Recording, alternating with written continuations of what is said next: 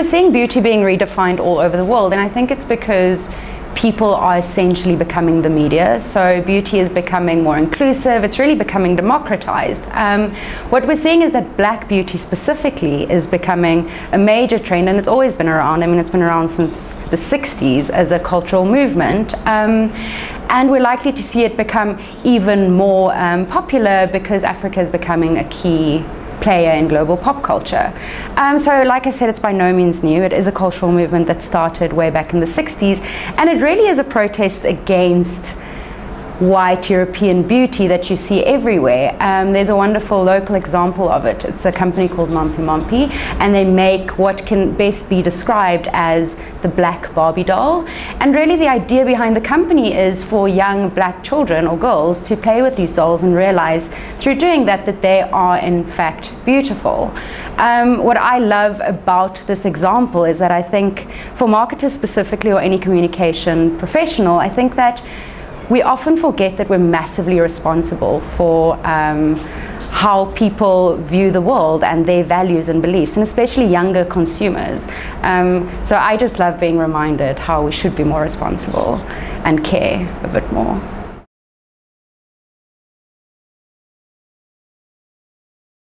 So strangers storytelling is, some people would just purely call it voyeurism, but it really is this idea of how digital allows us to intimately look into people's lives.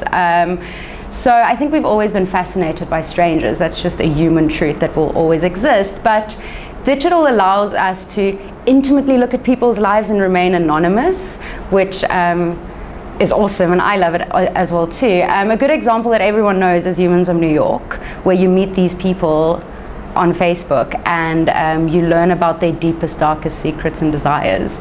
But lately we're also seeing major growth in podcasts that's about strangers. You'll see things like Death, Sex, Money. It's also a show called Strangers, where they speak to strangers and really learn about, like I said, their deepest, darkest fears and secrets. And when you listen to this, I think what happens is stranger storytelling is really interesting because it's really fueling empathy globally. I think we're learning to relate to other people we would never have been in contact with. And of course, empathy is great for marketers because we want to connect to people.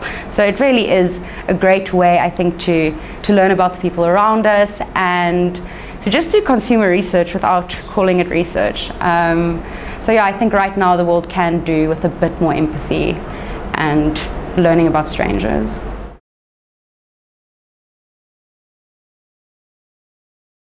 So less choice is the idea that giving people fewer options actually drives purchase and action, whatever it may be. And this logic seems counterintuitive, of course, but studies have proven that when we give people less choice, they end up buying more. And a great example of this, one that I particularly love, is a bookshop in Tokyo that only has one title of a book at any given time. So consumers or people can come in, just read one book and just buy one book. And this thinking is nothing new, of course, but I think we'll see much more of it because consumers and people are, or people who are consumers, are so desperate to disconnect and simplify their lives because life is overwhelming.